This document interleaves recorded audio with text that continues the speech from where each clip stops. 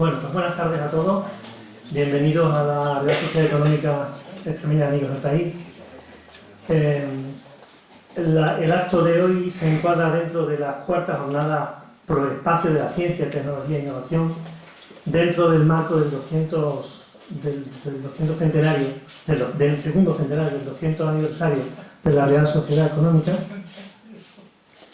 Y bueno, pues durante estos días hemos programado distintas actividades para escolares y actividades para el público en general. Entre las escolares, pues tuvimos el lunes la visita de un centro escolar para hacer experimentos caseros de física y química. Hoy hemos tenido dos actividades: educación para la salud, promoción del desayuno saludable y experimentos caseros de física y química por parte de profesores del Departamento de Didáctica de la Ciencia Experimental de la Universidad de Extremadura. Mañana terminaremos con esta actividad también con un repaso interactivo de la realidad virtual y la realidad física por la mañana. De manera que hemos querido abrir estas actividades a los colegios, que en definitiva es el núcleo en el que un museo de la ciencia centraría fundamentalmente sus actividades. Un museo de la ciencia porque está un museo de la ciencia y la tecnología, o espacio de la ciencia y la tecnología, o como queramos llamarlo, por el que desde la Real Sociedad Económica de Amigos del País estamos trabajando desde hace bastantes años ya.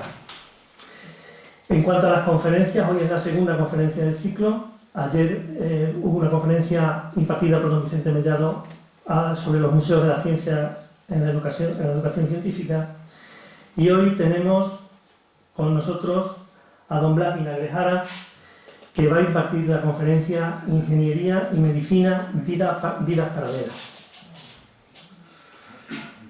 Bueno, a mí me ha tocado el honor de presentarles a ustedes al conferenciante de esta noche, don Blas Vinagrejara, que es extremeño, nacido en Villanueva del Fresno, en donde vivió hasta que realizó el bachillerato, hasta que tuvo que desplazarse a Madrid, a la Universidad Politécnica, para cursar los estudios de ingeniero de telecomunicación. Él es ingeniero de telecomunicación y doctor en ingeniería industrial, ahora por la Universidad Nacional de Educación a Distancia.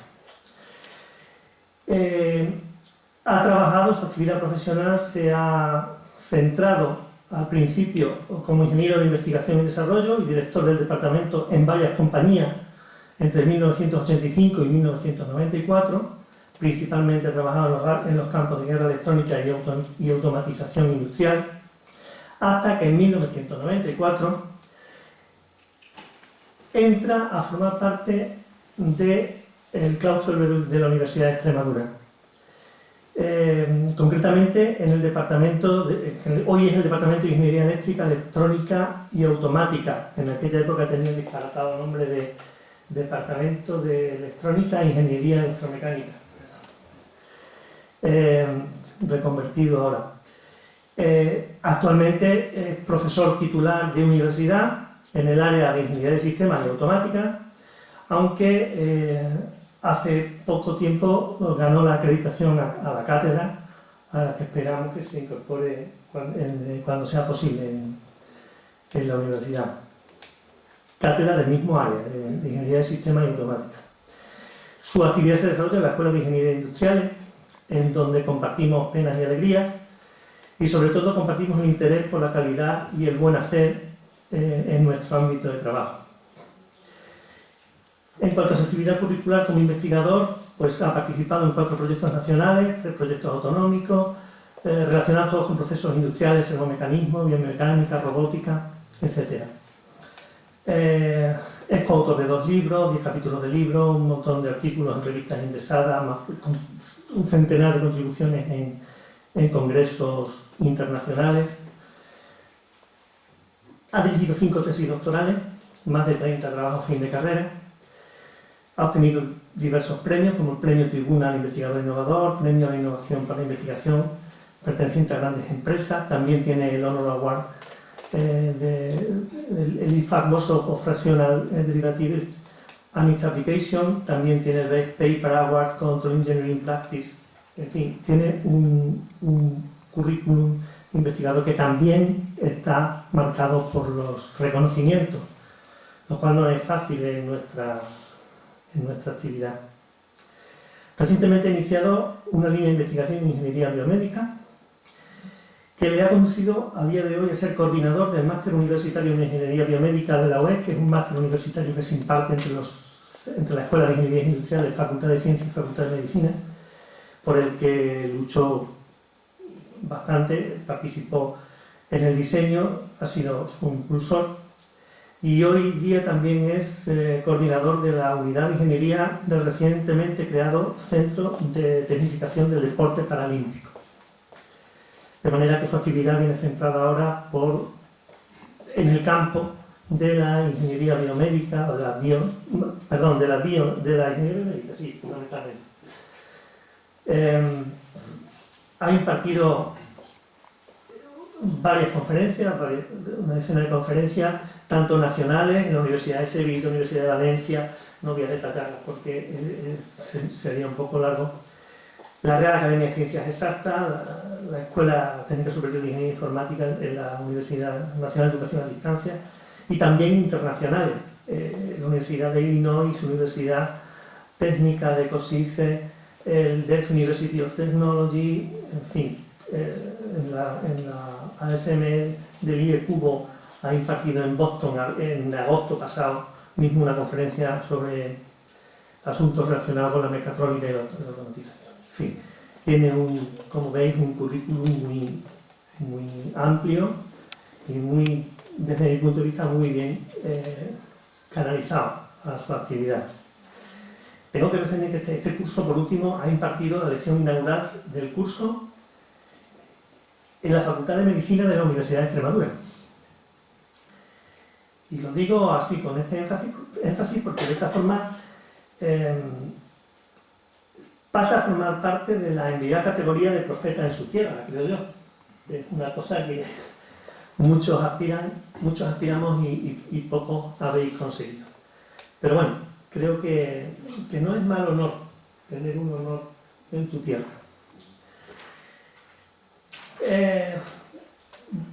En el terreno personal quiero reseñar que nació en 1961, como ya he dicho, en Villanueva del Fresno, que está casado, Reyes está por ahí, tiene 2 hijos, también me parece haber visto a alguno de ellos, efectivamente, y además en su balance familiar aparece un perro, que no lo busquéis porque no está en la sala. En fin, es hermano también de compañero del Departamento de Ingeniería Química, Francisco Vinagre, y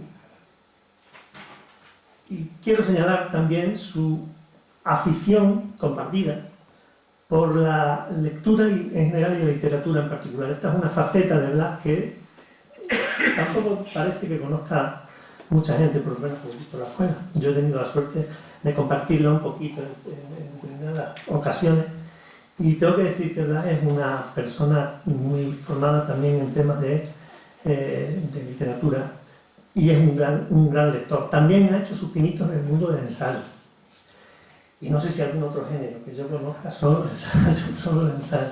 Si es así me gustaría saberlo. Y de manera que comparte una estancia que no es en absoluto ajena a un buen número de ingenieros y científicos. Esta conversación la hemos tenido también con él más de una vez. Hay un buen número de grandes científicos, grandes ingenieros que han ocupado también este espacio en el campo de la literatura y las humanidades. Me refiero al humanismo en la ciencia y la tecnología, o quizá a la ciencia y la tecnología dentro de las humanidades. Me refiero en general a una cultura con mayúscula 5C, que es a lo que por lo que estamos luchando también desde la sociedad con el proyecto del museo, integrándolo en esta faceta. En la conferencia de hoy nos va a hablar de ingeniería y medicina, de sus trayectorias su necesaria confluencia en un futuro que ya se nos está haciendo presente. Es su campo y, por tanto, querido Blas, creo que tienes la palabra porque es tu palabra. Gracias.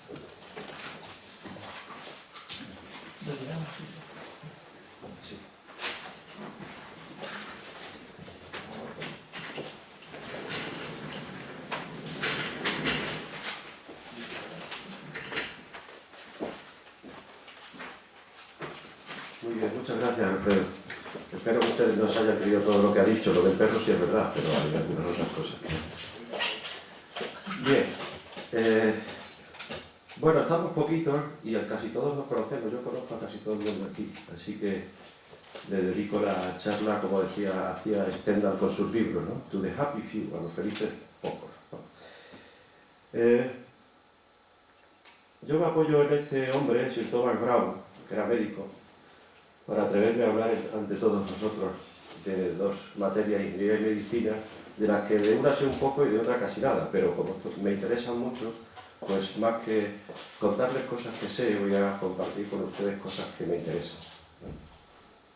Y él decía eso, ¿no? Que si, como había visto algunos miopes hablando de la visión y algunos hombres sin descendencia hablando de la generación, pues se atrevió a cometer esta tarea. Pues yo les pido que piensen lo mismo. No sé si han visto una película que se llama Darryl. Es una película del año 1985, una película americana, en la que una familia encuentra a un niño que ha sido abandonado en un bosque. El niño resulta no ser un niño, resulta ser un robot que el Ministerio de Defensa estaba preparando para hacer un super soldado. Y la particularidad que tiene es que su cuerpo es biológico, pero su cerebro es electrónico. Bueno, el niño lo encuentra a través del Ministerio de Defensa, en fin. Lo importante aquí son dos cosas. Una, que cuando le preguntan a uno de los técnicos, ingenieros o científicos, lo veremos ahora después, que por qué han elegido hacer un robot así, les dice que porque han estudiado el asunto y creen que la mejor forma, la forma óptima de programar un ordenador es poniéndole por fuera los sentidos y la experiencia humana. Y por eso crean Darryl. Es un robot en forma de vida humana joven con análisis de datos. Entonces, el niño crece y el robot su cerebro se va programando como se programa. Bien, es una película curiosa que plantea muchos problemas, aunque la película no es una gran película, pero es interesante. Problemas que, desde lo más elevado, como la pregunta de arriba, si es justo, honesto, deseable, posible que el humano esté al servicio de lo artificial, o si Darryl es humano, y si lo es, ¿dónde se asienta la humanidad de un ser humano? O si puede la ciencia y la tecnología hacer viable esa combinación, o si los técnicos responsables del proyecto son ingenieros o son médicos. Evidentemente, las dos primeras están fuera del campo de esto que vamos a hablar hoy, porque son temas mucho más amplios y más profundos. Yo voy a hablar un poco de los dos últimos. Si puede la ciencia y la tecnología hacer viable esa combinación, y si quienes son responsables del proyecto son ingenieros o son técnicos, o son médicos. Bien, para ello primero voy a intentar encuadrar qué es lo que entiendo por un ingeniero y lo que entiendo por un médico. Bueno, que es lo que entiende casi todo el mundo, pero luego hay sutilezas que a veces escapan. La medicina se define como la ciencia y el arte de precaver y curar las enfermedades del cuerpo humano. Eso está bien si sabemos lo que es la ciencia, ¿verdad? Conjunto de conocimientos mediante observación sistemáticamente estructurados, de donde se derivan principios y leyes generales. Pero también dice arte, ¿verdad? Y el arte dice que es una virtud, disposición, habilidad o conjunto de preceptos. Por su parte, la ingeniería es el estudio y la aplicación de diversas ramas de la tecnología. Son palabras que se confunden ahora, se utilizan mucho, técnica, tecnología. Pero la tecnología es o bien un conjunto de teorías y técnicas que permiten el aprovechamiento práctico del conocimiento científico, o bien un conjunto de instrumentos, ¿no? Y procedimientos industriales. Eso es la tecnología. Y la técnica, pues, es un conjunto de procedimientos o recursos que se usan en el arte, en la ciencia. Pues podemos hablar de que hay un jugador de fútbol que es muy técnico, tiene mucha técnica. Existe la técnica del fútbol como existe la técnica del dibujo a carboncillo. Bien, así que si nos quedamos con la medicina como la ciencia y el arte de preservar y restaurar la salud, y esto está en el mundo natural, y por su parte la ingeniería es la ciencia y el arte de construir artefactos útiles. Y esto es el mundo artificial. Pero no son tan distintas como parece.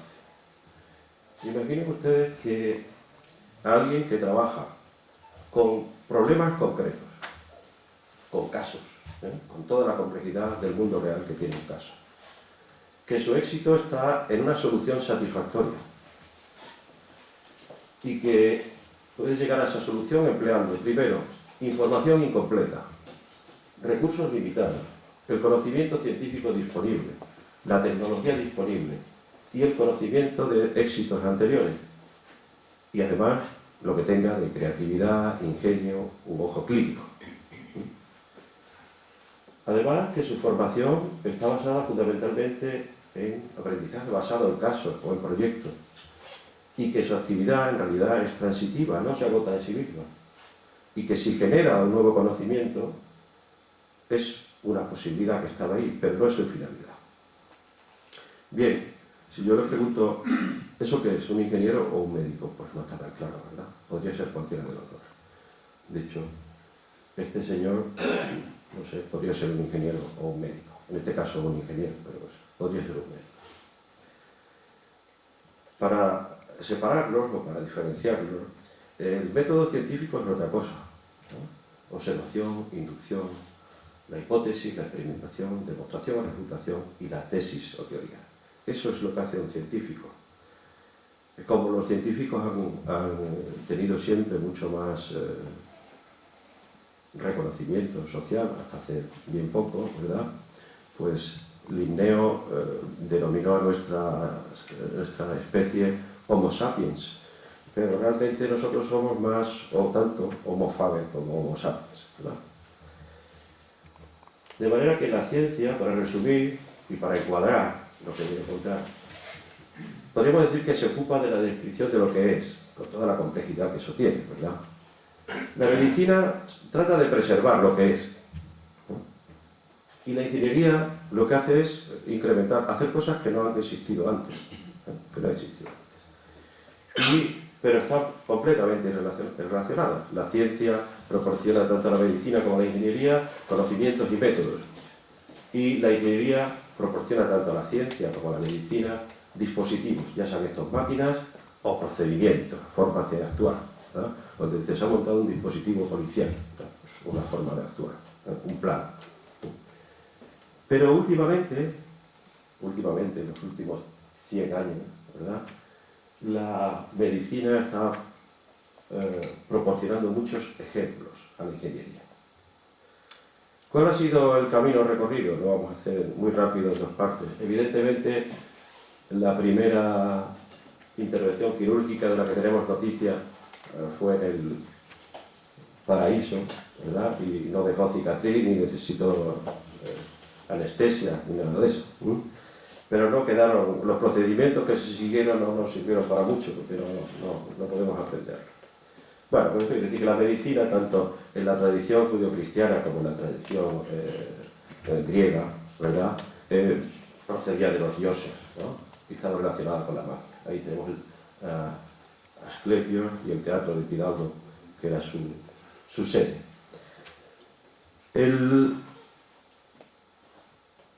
La primera relación entre ingeniero y médico que hay documentada es la de Herófilo, que fue el primero que dice que hizo una disección, pero sobre todo porque lo que hizo fue emplear un reloj de agua, una clepsidra, que había inventado Tesilios, y entonces se reunieron en Alejandría, en la época helenística, y compartieron conocimientos y lo empleó para medir el pulso, y ver la sincronización con los latidos del corazón. Eso fue la primera relación. Después empezaron a darse muchas relaciones, y yo aquí por ahora me voy a permitir una elipsis como la de Stanley Kubrick, ¿verdad? Después de empezar a hacer cosas, ya uno pasa, ¿verdad?, de utilizar un hueso a una máquina espacial, a una nave espacial.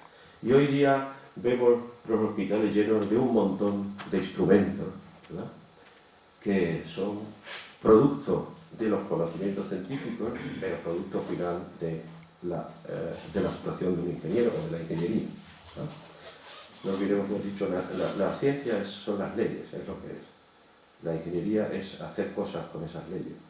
Eso no quiere decir que un ingeniero no haga ciencia o que un científico no haga ingeniería, pero eso no es atractivo. Lo mismo que un médico puede ser científico, ¿verdad?, pero no está ejerciendo la medicina tal como la entendemos en la cara. Y hoy podemos ver, esto es un quirófano, pero no se diferencia en prácticamente nada, ¿verdad?, de la nave espacial de 2001, es prácticamente igual. Bien, ¿cómo ha ido evolucionando un rápido recorrido el médico y el ingeniero? Primero quiero hacerles notar la terminación médico e ingeniero. Médico, en la terminación ico, con la excepción logos, es una terminación que está relacionada con el conocimiento, con la ciencia, mientras que ero, fontanero, carpintero, ingeniero, está relacionado con las habilidades manuales. Pero realmente nacen los dos en la Grecia clásica, los dos nacen, porque ahí conviven Hipócrates y convive con Arquímedes, que era científico e ingeniero por las cosas que hacía. Después hubo una época de relativo oscurantismo, donde la ciencia fue a parar al mundo árabe, ¿verdad? Y en la Edad Media realmente existían dos tipos. Bueno, existía un médico, que era el médico doctor, el que tenía formación científica, y existía el cirujano, que los cirujanos provenían mucho de los barberos, porque la palabra cirujano en griego significa habilidoso con las manos, no tiene nada que ver con la ciencia, ¿no? Lo mismo que el ingeniero venía del artesano, un artesano un poco refinado. Y además, los dos tienen mucha relación con la milicia, ¿no? Tanto los cirujanos como los ingenieros nacieron realmente, o empezaron a trabajar mucho en las guerras, ¿no? Había uno muy famoso, Emperor Paré, que hizo no sé cuántas, no sé si 100 amputaciones en un día, se hizo muy famoso por eso. Pero progresó mucho la técnica de la amputación con su trabajo. Luego ya vino la revolución científica en los siglos XVI y XVII, que afectó primero a las ciencias como las matemáticas, la física, de las que bebe más la ingeniería, y no tanto las ciencias biológicas, las ciencias de la vida, de las que bebe la medicina. Eso se produjo después. Pero ahí ya hubo gente que aunó una cosa con otra, que trabajó en las dos, como fueron Leonardo da Vinci, Vesalio con su primer atlas de anatomía, o Galileo con el estudio de los huesos como si fueran vigas, o Descartes con su Tratado del Hombre, donde imagina el funcionamiento del cuerpo humano como una máquina, con muchos errores como era normal, o Harvey, que dio la primera solución correcta de cómo se funcionaba, cómo era la circulación de la sangre. Descartes y Harvey no se llevaban muy bien. Luego, por fin, en el siglo XVIII, comienza la formación científica de médicos e ingenieros, con la inclusión de los cirujanos también en la academia.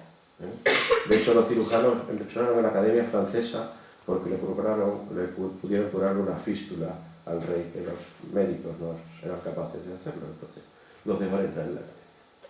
Bien, y en el siglo XIX ya vienen las ciencias biológicas a constituirse como tales, y viene la revolución industrial por otra parte para la ingeniería. Todo eso de desarrollo nos da lo que podríamos llamar un modelo mecánico del hombre. Pero eso cambió a finales del siglo XIX y a principios del XX. Entonces, lo primero de lo que quiero hablar es de un proceso mediante el cual se mantienen las condiciones físicas y químicas del medio interno dentro de unos rangos, incluso ante la presencia de perturbaciones o cambios en el medio interno. Eso es lo que los médicos llaman la homeostasis. Es lo que nos sirve para regular la temperatura, la presión, el ritmo cardíaco, la glucemia. y que viene del griego también, igual estado o estabilidad. Esto, un ejemplo claro es el de la temperatura, que está en la parte de control, está en el hipotálamo. Entonces, si nos sube la temperatura, pues entonces los vasos sanguíneos se dilatan, sudamos y perdemos calor con el entorno y la temperatura se recupera. Si nos baja la temperatura, pues los vasos sanguíneos se contraen, a las glándulas sudoríparas se dice que no tenga ninguna secreción y el cuerpo conserva la temperatura. Si baja más, pues entonces se producen contracciones en los músculos, que es cuando utilizamos para precisamente generar calor. Bien, eso es la homeostasis. Y la homeostasis se compone de un estímulo, una perturbación, un receptor, alguien que recibe eso, un integrador, que es simplemente donde se procesa esa información, y un actuador o efector que hace a través del medio interno que eso se regule. Eso, como veremos, es una ingeniería, hoy diríamos, de control. Pero empezaron a hablar de ella médicos. Clopernard, que habló del medio interno y que es considerado uno de los padres de la fisiología, o Walter Cannon, que escribió un librito muy interesante que se llama La sabiduría del cuerpo, y donde le dio nombre a eso que Clopernard decía que era el medio interno y le llamó homeostasis, pero también era un fisiólogo. Esto le sirvió a gente como Norbert Wiener, que trabajaba en Harvard con médicos, con la escuela médica de Harvard, pero él era ingeniero, matemático e ingeniero, y le sirvió para escribir su libro y crear su teoría sobre la cibernética. Esa es la primera vez que se escucha la palabra cibernética, que es el control y la comunicación en el animal y en la máquina, y que quiere decir que el cibernetes era el timonel en los barcos. Y entonces de la homeostasis en medicina, fisiología, pasamos a lo que es un sistema de control. Tenemos una planta que controlar, medimos si eso está dentro de los rangos y allí hay una cosa que pone ahí controles, un dispositivo que hace que eso se mantenga dentro de los rangos. Así es como funciona el cuerpo humano y así es como la vida es posible. Si no tuviéramos ese dispositivo tendríamos que estar en condiciones iguales, estáticas, si no podríamos vivir, desde la retina o el iris, ¿verdad? Cuando se abre la gente más o menos bien. Y siguió la interrelación de este concepto fundamental, porque si hemos dicho que la medicina es el arte de preservar la salud, es preservar el equilibrio, ¿verdad? Y la homeostasis también es un equilibrio. Pues, y una máquina no puede funcionar si no está balanceada, si no tiene un equilibrio entre sus partes. Walter Ashby escribió este libro, Diseño para un cerebro. Era psiquiatra, no era ingeniero, pero construyó, tras una conversación con Alan Turing, del que conocemos la película Enigma ahora, ¿verdad? Decidió le dijo a Alan Turing que por qué no empleaba su teoría de la máquina universal, el ordenador que hoy conocemos, ¿verdad? Y entonces creó un aparato que se llamaba el homeostato. Y para terminar las aportaciones fundamentales vino el señor Shannon y enunció su teoría matemática de la comunicación. Con lo cual ya tenemos el concepto de lo que es un código. A veces nosotros no nos damos cuenta, pero el concepto de lo que es un código, sin Shannon no se hablaría de código genético, por ejemplo, porque él dijo lo que era un código, cómo se iba formando, una plaga, una información, y eso fue Shannon el que lo dijo, y desde entonces se llamó código. De manera que a la parte mecánica que habíamos visto, se unen la información, la comunicación y el control. Y entonces ya pasamos de un modelo mecánico del hombre a un modelo cibernético del hombre. Pero al parecer la cosa no para aquí, ¿verdad? Al parecer la cosa no para aquí. Hoy podemos encontrar muchas cosas, pues desde órganos que se pueden hacer con impresión 3D, a dispositivos que permiten casi ver a un ciego, o estimulación del sistema nervioso. Ayer mismo tuviéramos una conferencia en la escuela donde se pretendía estimular el sistema nervioso para que niños con parálisis cerebral aprendieran a caminar o aprendieran a hacer otra cosa.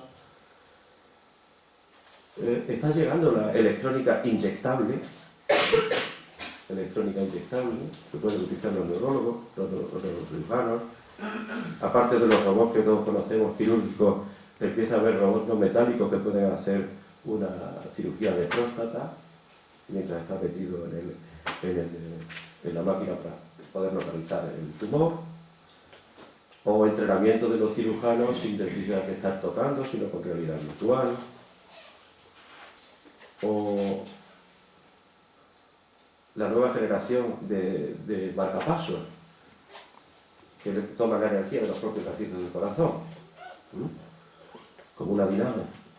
Cuando va en la bicicleta, va tomando energía del propio movimiento de la bicicleta. O sensores que nos los podemos tragar y que se pueden hacer con nutrientes y pueden estar tomar la energía de los ácidos del estómago. Esto no lo he puesto, esto son noticias de las cosas que se están investigando. Claro, todo esto es muy espectacular cuando uno lo piensa, pero realmente yo creo que es más espectacular todo lo que está en el fondo, y lo que habrá que revisar en ingeniería para poder aplicar esto en medicina. Y lo que está en el mar de fondo es un tiempo que no se corresponde, ni una mecánica que se corresponde con la de Newton, y una geometría que no se corresponde con la de Euclides. Voy a pasar muy rápidamente, claro. Para Newton el tiempo era uniforme, fluía uniformemente y era parte del universo. ¿Vale? Perdón. Forma parte del escenario de la física, era un tiempo absoluto. Y ese es el tiempo que se emplea normalmente en ingeniería, el tiempo de la física macroscópica. Mientras que para Leibniz el tiempo era parte de nuestra estructura mental. Era un tiempo relativo y además decía que no existía a no ser que existieran los eventos, las cosas que ocurren. Si cuando nosotros nos vamos acercando a las ciencias de la vida, cada vez estamos más cerca del concepto de Leibniz que del concepto de Newton, ¿verdad? Uno cuando ya ha pasado de los 40, pues se da cuenta que el tiempo no es así lineal y fluye linealmente como Newton, ¿verdad? Más bien es como Leibniz. Es los acontecimientos los que marcan el ritmo del tiempo, ¿verdad? Y el tiempo no existe si no existe el acontecimiento. Bien, pues todo esto cuando queremos hacer un Darryl, ¿verdad?, futuro, pues tenemos que tenerlo en cuenta porque nuestro cuerpo funciona así, ¿verdad? Nosotros normalmente trabajamos en ingeniería con muestras síncronas de eventos. La máquina va leyendo para poder hacer algo, pero también puede ser semisíncrona, con una pequeña desviación, o asíncrona, como sería el caso del tiempo en Leibniz, que simplemente hay un evento, algo que ocurre que marca cuando algo es importante registrar. Incluso la semisíncrona es importante. Quien sea músico aquí puede conocer el término tempo rubato, ¿verdad?, que es una pequeña variación del ritmo, que es lo que le da la característica al intérprete. De hecho, Chopin era muy famoso por el uso del tempo rubato, ¿no? Pero es que se está descubriendo que es importante, por ejemplo, en el ritmo del corazón, ¿no?, que la arritmia es una garantía de mucho tiempo de vida para un corazón. Y a lo mejor hay que tenerlo en cuenta para hacer los marcapasos, ¿no? Aquí tenemos este trabajo que lo que estudia es cómo es la dinámica del corazón en gente sana y enferma. Y aquí tenemos el registro del ritmo cardíaco a lo largo de media hora de 4 pacientes y vemos ahí un ritmo de arriba uniforme, ¿verdad? Y uno tendría a pensar, pues ese es el sano, ¿no? Ese está enfermo. El sano es ese, el que tiene el ritmo que parece como más variable, es más variable. Ese es el sano, los demás todos tienen problemas cardíacos, ¿no? Por otra parte, nos estamos metiendo en la biología, en la vida, en las ciencias de la vida. Ese tiempo homogéneo ya no existe en las ciencias de la vida. Es como si tuviéramos un reloj, nosotros, pero hay alguien que tiene un reloj fuera que es el que va bien. Y nosotros vamos caminando y vamos con nuestro crono individual en segundos, en minutos, el primer minuto, velocidad media a 11, el segundo minuto a 12, y decimos, pues hemos recorrido 79 metros, 7,9 kilómetros. Y el reloj interno, el que de verdad registra, dice, no, has recorrido 1368, porque tu reloj va mal. Eso es también lo que pasa en la teoría de la relatividad, ¿verdad? Está relacionado con eso. Pero en el tiempo biológico, y Le Conte lo escribió en 1937, haciendo un estudio de la velocidad a la que cicatrizaban las heridas, con la edad del paciente. Y ese fue el resultado, que curiosamente era la misma relación con la que se percibía el paso del tiempo con los años. Para un niño, las heridas cicatrizan mucho más rápidamente, pero el tiempo es mucho más largo. Unas 10 veces un niño de 10 años que su padre de 40 o 50. La percepción del tiempo. Y la cicatrización de las heridas es la misma. Así que el tiempo biológico dista mucho de ser el de Newton, con el que trabajamos normalmente haciendo máquinas.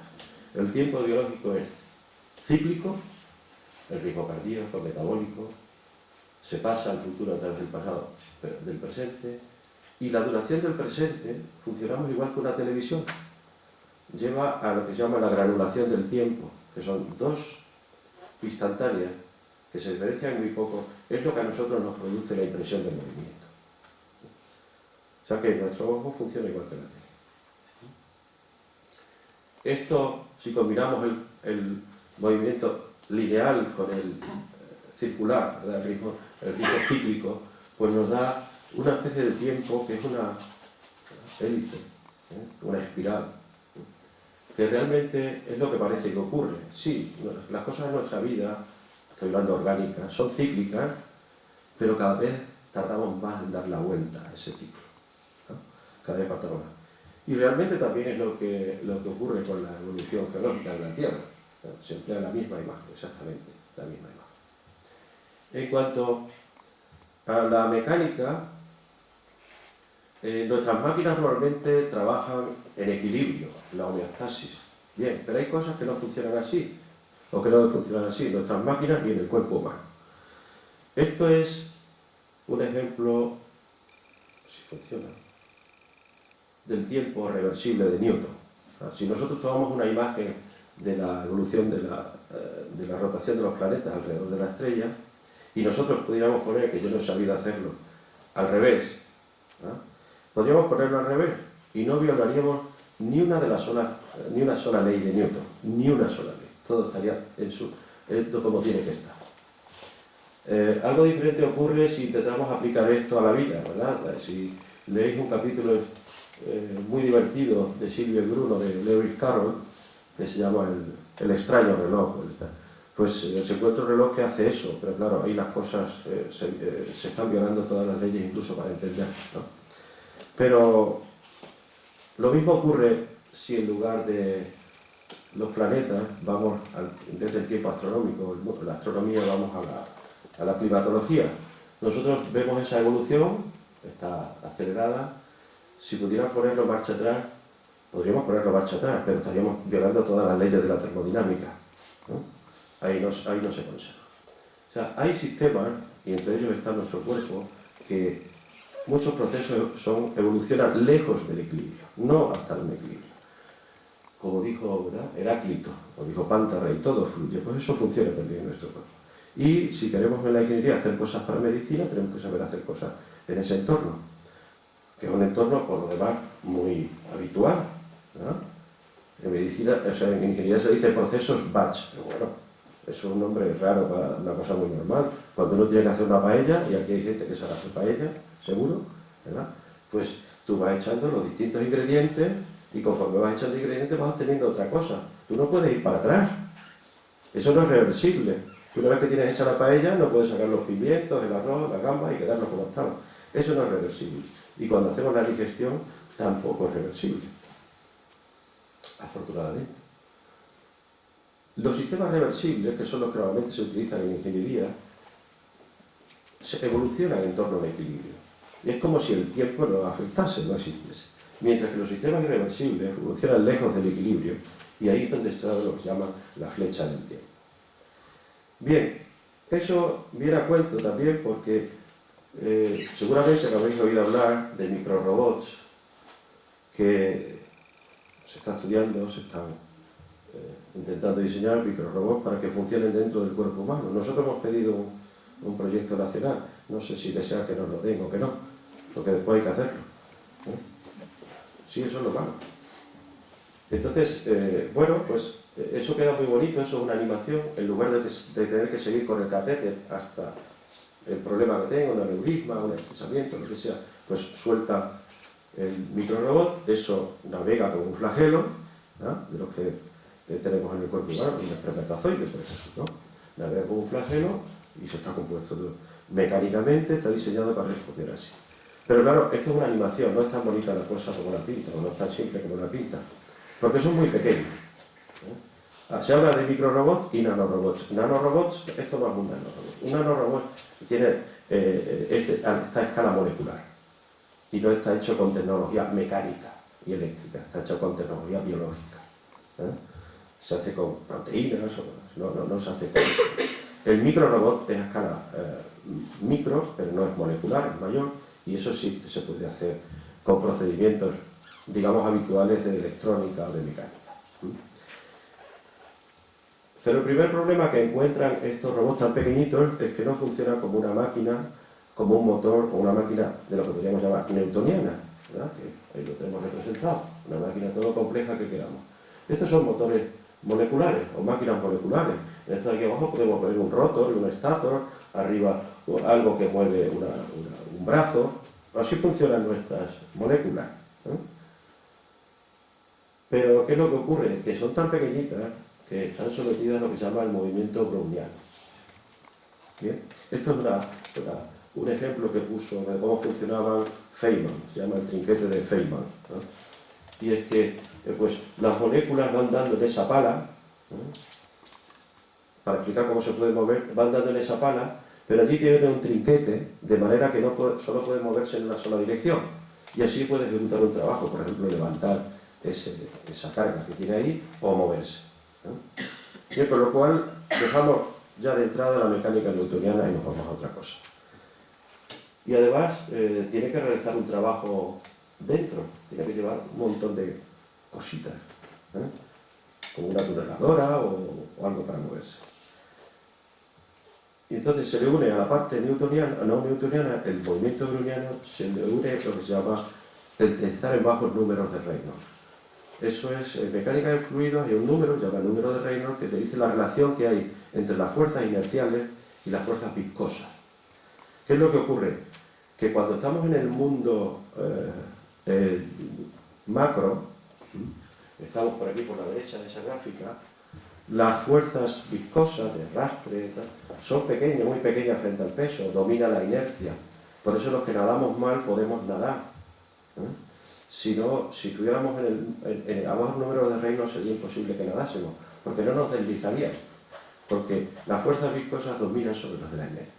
Y en ese mundo son el que se van a mover los microrobots que se utilizan en medicina.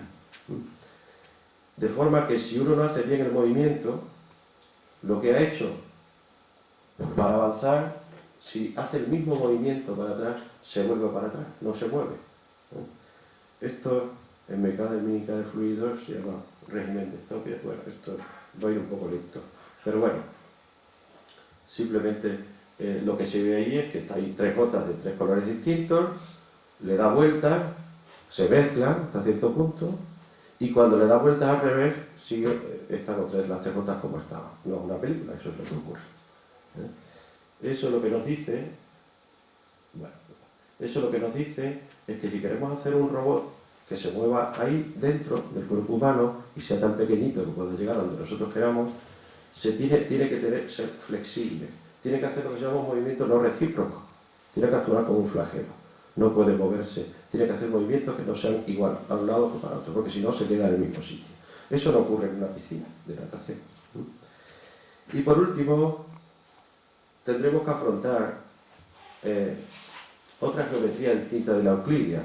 La geometría euclidia, pues, simplificando mucho, ¿verdad?, pues es plana, la geometría plana, donde los tres ángulos internos de un triángulo suman 180 grados y donde dos rectas paralelas son esas que no se encuentran nunca, ¿vale? Bien, eso ya empezó a dejar de funcionar hace tiempo. Por ejemplo, cuando se tuvo suficiente información sobre la Tierra como para hacer un planisferio. Ahí hubo que utilizar la geometría esférica. Y en la geometría esférica, los tres ángulos interiores de un triángulo suman más de 180 grados. Y las paralelas se encuentran. Claro, que ya empiezan a dejarse de decirse paralelas, ¿no? Se llaman geodésicas. Porque lo que piden es, la recta se llama geodésica porque es la distancia más corta entre dos puntos, pero en esa superficie, no en una superficie plana. Y después también la geometría hiperbólica, donde los ángulos interiores suman menos de 180 grados. Y que estas tres han sido propuestas, por ejemplo, como geometría del universo, y todavía se está discutiendo. La plana está clara que no, pero sí la esférica o la hiperbólica o alguna parecida. Bien, pero eso también está dentro de nosotros, no solo está en el universo, también está dentro de nosotros. Y ya ha empezado a darse cuenta, por ejemplo, este señor, que los de biología deberían estudiarlo, se llama Darcy Thompson, que escribió un libro magníficamente escrito, se llama Sobre el crecimiento y la forma, y aparte de ser el primero que empezó a utilizar las matemáticas para cuestiones biológicas, de crecimiento y de forma, y que definió cómo crecen los nautilus o cómo crecen los peces. Esas geometrías son claramente no planas, no euclidianas, para cómo se hace el crecimiento. Pues aparte de eso, era un magnífico prosista, y está en Inglaterra, está considerado uno de los mejores prosistas que ha existido en lengua inglesa. Pues eso se continuó, aunque él fue el primero, pero luego, hace ya unas décadas, empezó a verse que efectivamente nuestros órganos crecen y no se les puede aplicar una geometría euclídea. Y si nosotros queremos hacer en un laboratorio, como se está haciendo ahora con crecimiento, un órgano, ¿verdad?, que después implantemos, pues tenemos que saber de esto, porque la geometría euclidiana no nos vale. Lo mismo que hay analogías con circuitos eléctricos, para que se vea cómo es el crecimiento. O los materiales que tenemos dentro del cuerpo tienen geometría hiperbólica, no funcionan con geometría euclídea, no se pueden diseñar utilizando la geometría euclídea. Y por último, los pulmones, por ejemplo, ni es hiperbólica, ni es euclídea, ni es plana, es una geometría fractal, ¿no? Esa que no tiene dimensión 1 ni 2, sino 1,5 o 2,3. Bien, termino. ¿Será posible que hagamos a Darryl? Pues muy probable. Es muy probable que sí hagamos a Darryl. Sí. Lo que no sabemos es si lo vamos a hacer con un cerebro electrónico, pues esto fue en 1985, o con un cerebro biológico, porque ya se están diseñando ordenadores basados en biología, en dispositivos biológicos y no electrónicos. Así que no sabemos si pronto tendremos la transición de esta imagen a esta, con toda la complejidad. Y entonces hemos pasado del modelo mecánico del hombre al modelo cibernético del hombre, al modelo biológico del hombre, que parece una redundancia, ¿verdad? Porque en las geometrías hiperbólicas, las geodésicas paralelas se encuentran en un punto ideal que está en el infinito. Así que resulta que al final vamos a estar como al principio, como dijo Tenservit. Porque los ingenieros lo que queremos es crear la máquina perfecta, pero hasta donde nos conocemos, la máquina perfecta es el hombre. Entonces parece que ese es el destino final. Y la ingeniería y la medicina no es que sean vías paralelas. Ahora estamos pasando por una época en que hay una ingeniería que se llama ingeniería biomédica, pero yo creo que no está lejos, estoy hablando de décadas, en los que no haya tal ingeniería biomédica, sino que la parte ingeniería sea parte de la medicina, porque es con lo que van a tener que trabajar los médicos. Pues muchas gracias por vuestra atención.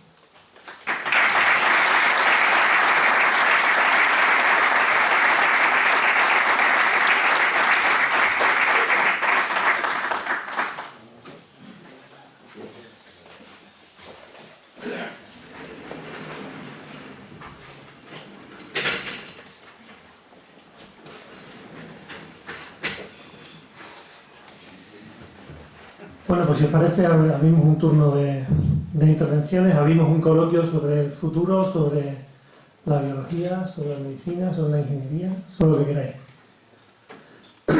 ¿Quién rompe hielo?